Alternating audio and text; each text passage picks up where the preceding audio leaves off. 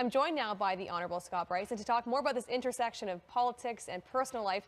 Thank you so much for being here this morning. Delighted to be with you, Kelly. I mean, it's early for you probably. You had this big talk last night. How did that go?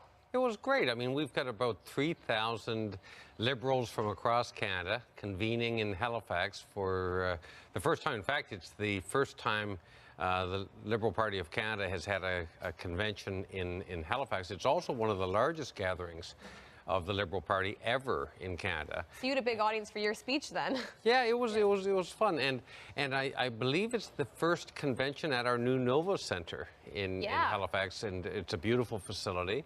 So I'm really proud as a Nova Scotian to be able to host so many of my Liberal family from across Canada here in Nova Scotia. It feels great.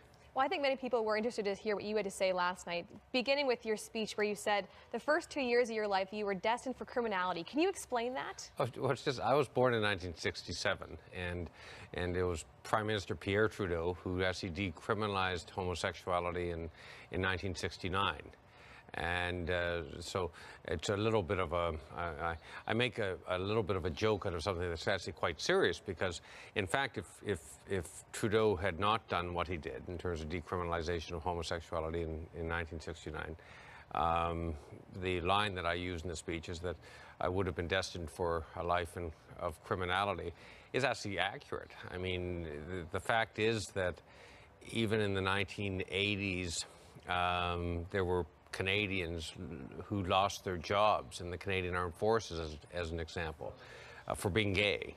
I participated in debates in the House of Commons in the late 1990s simply on same-sex pension benefits for public servants. That wasn't that long ago. And I was part of the cabinet that, in Paul Martin's government, that passed same-sex marriage legislation. My point is that in such a short period of time, Canada has seen so much progress in so many ways, and probably the most pivotal one would have been the Charter of Rights in 1982, which took minority rights writ large out of the hands of majority rules and actually made it a priority that minority rights be recognized and that equality be the principle under which Canadian governance works. What is it like for you to be in the House of Commons and be a part of these landmark decisions? I mean, in 1988, you watched the Halifax Gay Pride Parade, people wearing bags over their heads, and then you're participating in it with the Prime Minister almost 30 years later. What is that like for you as a person? I feel very lucky. I feel like I'm a lucky person, first of all, to be Canadian, but to be part of a lucky generation. In a lucky country. We've made a lot of progress in a short period of time, but I think it's important for people to realize that it happened because of decisions of leaders. Like there's sometimes I hear people say, well, politics doesn't matter, and they're dismissive of politics and government. Well, the decisions made by politicians and by government have a huge impact, and again, in 1982, with the Charter of Rights and Freedoms, if Trudeau had not done, or Pierre Trudeau had not done what he did when he did it, chances are I wouldn't be doing what I'm doing today.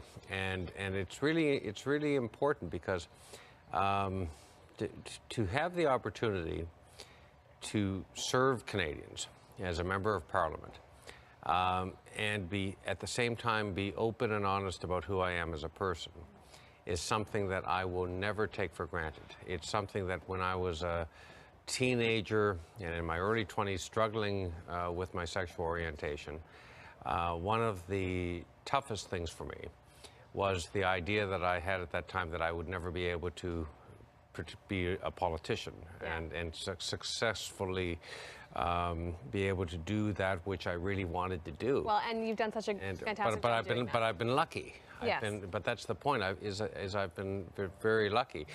But there are other Canadians today, as we move forward, that we have to look out for. And diversity is something of which Canada ought to be very, very proud. We are defined by our diversity and how diversity is a source of strength in Canada. And as we move forward, I think that this is something that is more than just a brand. It is a real core strength for our country. Well, thank you for sharing your story with us. Happy to have you. My pleasure, Kelly. All and the of course, best. the Liberal Convention continues today, so we'll be covering that as well. Great. Yes, it will. Okay, thank you so much. We're going to take a break, but CTV Morning Live will be right back.